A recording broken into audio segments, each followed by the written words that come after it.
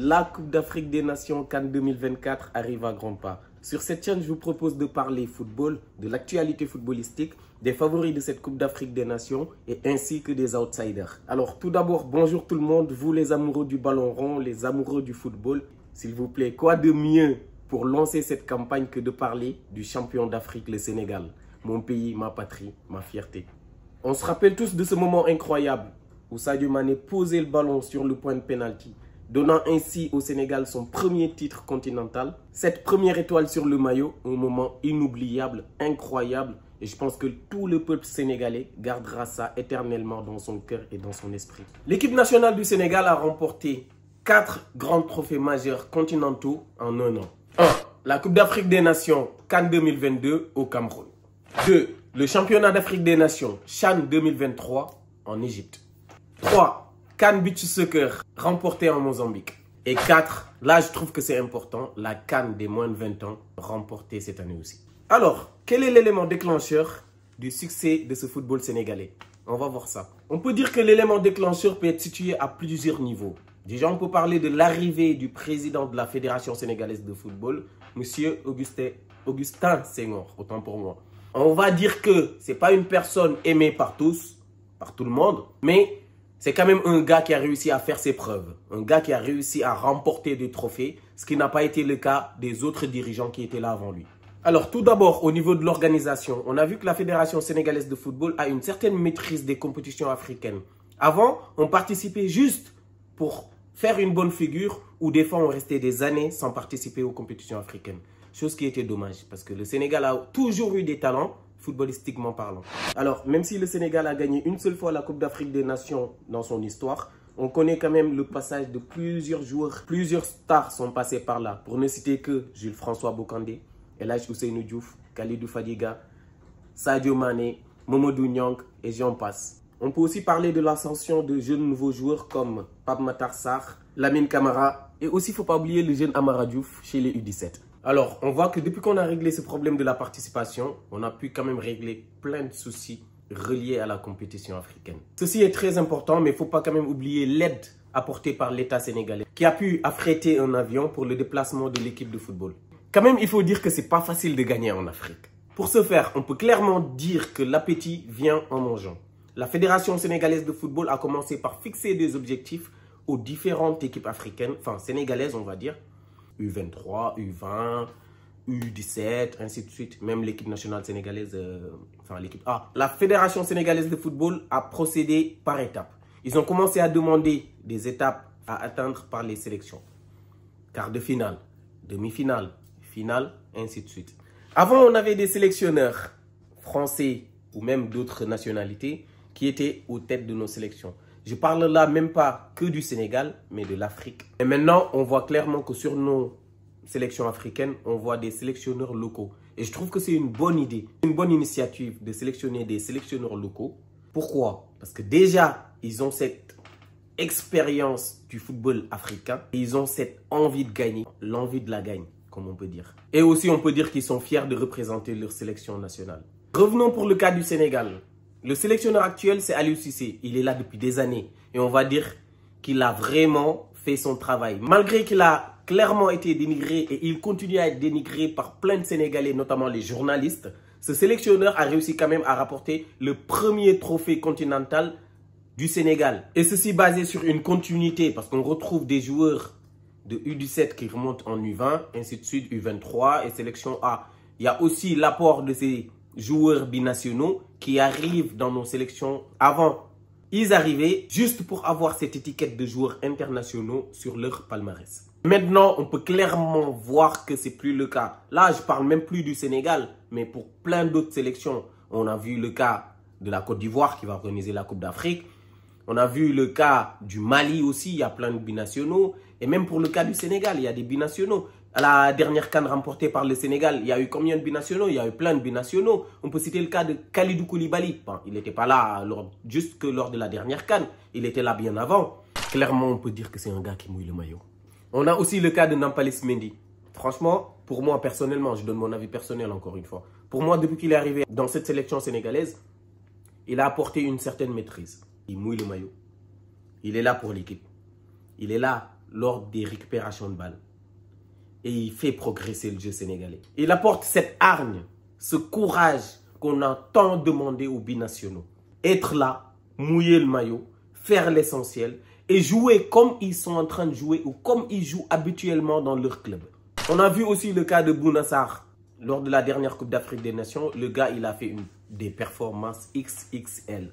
Il est au Bayern de Munich, certes. Il ne joue pas clairement tout le temps, on peut se l'avouer. Mais clairement, c'est un gars qui, depuis qu'il est dans cette sélection sénégalaise, a su mouiller le maillot. On ne va pas dire le contraire. Dernièrement, on a clairement vu que ce n'est pas facile pour lui parce qu'il n'a pas beaucoup de temps de jeu au Bayern de Munich.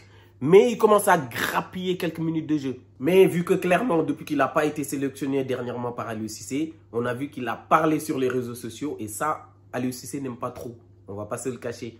J'espère juste que le syndrome qui est arrivé à certains joueurs ne va pas aussi marquer son passage dans cette équipe. J'espère vraiment qu'il sera là à la prochaine CAN. C'est un joueur qui apporte une certaine qualité technique. Il fait progresser le jeu. Il a une certaine qualité de centre. Et aussi pour la récupération de balles, je trouve que c'est quelqu'un qui donne tout ce qu'il a pour montrer qu'il est là et pour faire de bonnes performances. Alors, je vais m'arrêter là. Je ne vais pas parler de tous les binationaux. Ça viendra dans une autre vidéo. Je vais passer à l'étape suivante.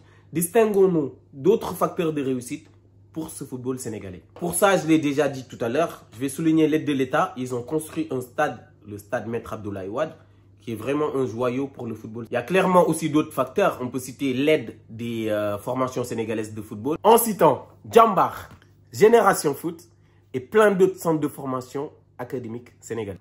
Alors là, clairement, on va me dire que les joueurs sénégalais ou même les joueurs africains en général sont formés en Europe ou jouent en Europe. Mais avant ça, il faut clairement dire qu'ils ont été déjà formés en Afrique avant de partir. Juste pour citer le cas de Sadio Mané, de Pape Matar Sarr par exemple au milieu de terrain, Gana Gueye ou plein d'autres encore. Mais alors, là on va dire juste pour ces joueurs que je viens de citer, les académies qu'on a au Sénégal ont rien à envier aux autres pays. Il y a un élément qui rentre peut-être pas dans les statistiques, mais c'est l'apport des écoles de football. Peut-être ça rentre, mais je vais dire que peut-être ça rentre pas trop. Enfin, bref, vous m'avez compris. Mais l'apport des écoles de football, je trouve que c'est très important pour le football sénégalais. On va juste prendre le cas d'un joueur, Amara Diouf. Franchement, la dernière fois, j'ai regardé un documentaire de son père disant comment il a fait pour inciter son fils à jouer au football. Avant, apparemment, il voulait devenir gardien de but. Mais on a vu que clairement, le garçon, il n'arrête pas de faire parler de lui. Alors lui, j'espère vraiment le voir jouer pour un grand club européen. Qu'en est-il du côté de l'encadrement ? On peut clairement dire que pour le football sénégalais, l'encadrement est bien géré. Déjà, on a l'apport des anciens internationaux. Pour ne citer que El Hadj Ousseynou Diouf, Khalidou Fadiga, Diomansy Kamara. Vraiment, ils font un travail très important pour ce football. Pour ce qui s'agit de la fédération, avant, on avait des coachs. Clairement, ils partaient en Coupe d'Afrique ou même les éliminatoires. Ils ne faisaient pas de bons résultats. Directement, ciao, éliminés. Ils n'étaient plus à la tête de nos sélections de football. Mais depuis un certain moment, on a vu que ça a changé. Aliou Cissé, il a été quand même là. Il est encore là depuis plusieurs années. Et on a vu qu'en 2022, ça a porté ses fruits. Avant, en Afrique, on voyait clairement que le problème était au niveau de la formation. Les sélectionneurs ne pouvaient pas diriger l'équipe nationale. Ah, pourquoi? Parce qu'ils n'avaient pas de diplôme. Mais de nos jours, on a vu qu'ils font l'effort de se faire former. Ils ont leur diplôme et ils sont prêts à participer au développement du football africain.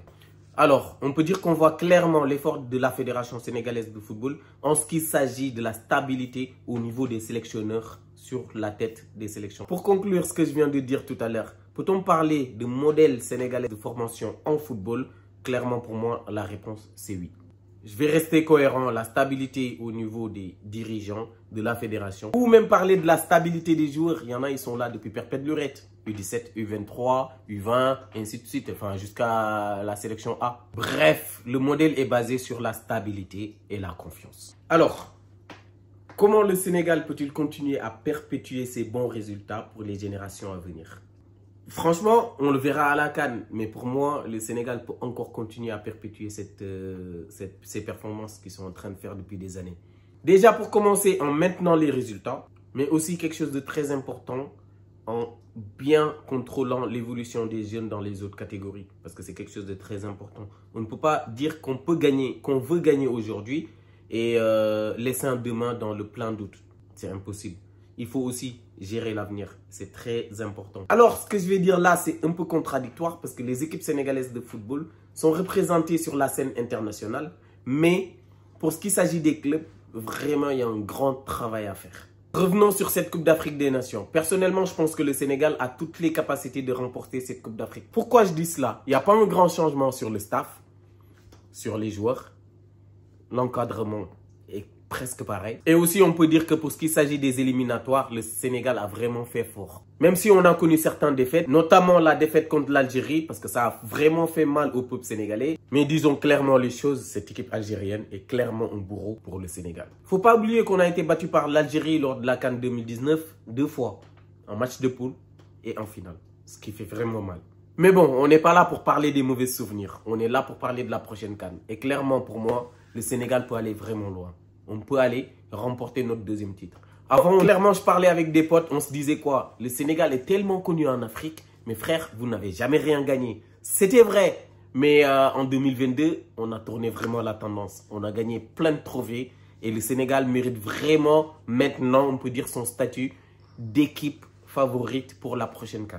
Voilà les amis, c'était tout pour cette vidéo. Je vous donne rendez-vous très prochainement pour d'autres vidéos parlant de la sélection sénégalaise ou d'autres sélections africaines. N'oubliez pas de me laisser vos avis en commentaire sur cette première vidéo. Dites-moi ce qu'il y a à améliorer. Si vous voulez que je parle d'autres choses ou quoi, dites-moi en commentaire. Likez, partagez, aimez. Vous savez, vous connaissez bien la musique. Personne n'est complet. Je suis là pour faire plaisir. Je suis là pour faire kiffer. Je suis là pour partager de bons moments avec vous, pour vous servir. Quant à moi, je vous dis à la prochaine. Ciao.